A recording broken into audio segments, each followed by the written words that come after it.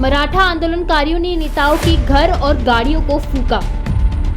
मराठा आंदोलन ले सकती है तीव्र रूप। मराठा आंदोलन का हल न पहले कोई सरकार ने दिया, न अभी की सरकार ने। झुकना पड़ा नेताओं को आंदोलनकारियों के कारण। शिंदे ने की सर्वदलीय बैठक के बाद भी नहीं मिला मराठा आरक्षण का हल।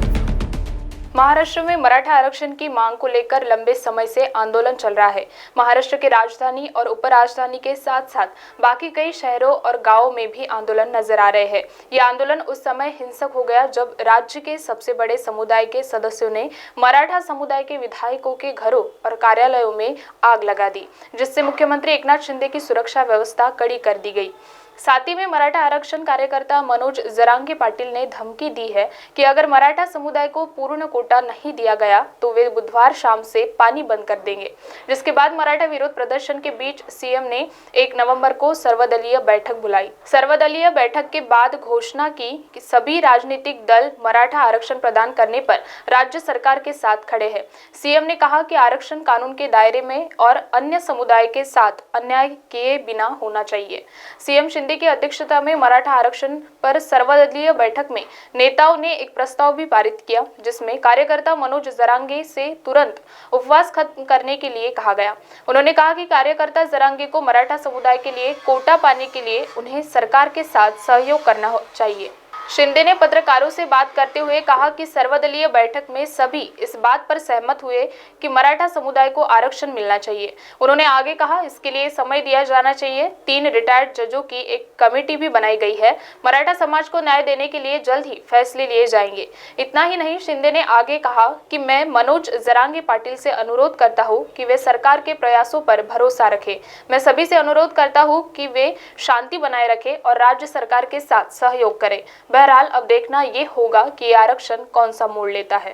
केलेला आहे। माझी मनोज जरांगे पाटील यांना आपल्या माध्यमातून देखील विनंती आहे की आमचा प्रामाणिकपणा आणि सरकार करत असलेले प्रामाणिक प्रयत्न यावर आपण विश्वास ठेवावा, कारण हे आंदोलन आज याला वेगळी दिशा मिळू लागलेली आहे। वेगळ्या दिशेला हे आंदोलन जाऊ लागले।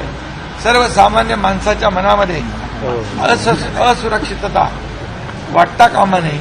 सर्वसामान्य माणसाच्या जीवाचं, मालमत्तेचं रक्षण करण्याची जबाबदारी सरकारची आहे आणि यामध्ये सकल मराठा समाजाने देखील शांतता प्रस्थापित करून राज्य सरकारला सहकार्य करण्याची आवश्यकता आहे आणि म्हणून राज्यामध्ये कायदा सुव्यवस्था अबाधित राखण्यासाठी सर्वांना मी शांततेचं देखील या ठिकाणी आवाहन करतो आणि सर्वांनी सहकार्य करावा अशी विनंती।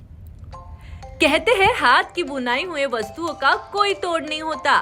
जी हाँ, चाहे फिर घर की सजावट की वस्तुएं हो या फिर कोई पहनावा। यदि आपको देश के हर कोने की वस्तुएं या कपड़े खरीदने की चाह रखते हैं तो नागपुर में आया है हैंडलूम एक्सपो। कम दाम में बेहतर क्वालिटी, जहां आपको मिलेगा बचपन से लेकर बुढ़ापे तक की सभी जीवन उपयोगी वस्तुएं, साथ ही कुर्ता, दुपट्टे, सूट, फैशन ज्वेलरी, घर सजावट की वस्तुएं या बिहार का सिल्क कोसा, खादी लखनऊ का चिकन वर्क, गुजरात की बांधनी, मध्य प्रदेश की माहेश्वरी सिल्क, राजस्थान और कर्नाटक की सिल्क साड़ी, जम्मू कश्मीर की प्रसिद्ध साड़ियां समेत सभी राज्यों की प्रसिद्ध साड़ियां मिलने का एकमात्र स्थान अब नागपुर में आया है। जी हाँ, हमारा पता बिशप कॉटन मैदान, VCS स्टेडियम के पास, सदर नागपुर। 15 अक्टूबर से लेके 28 नवंबर तक ले सकते हैं इस एग्जीबिशन का लाभ। तो जल्दी कीजिए और पहुंच जाइए इस एग्जीबिशन में।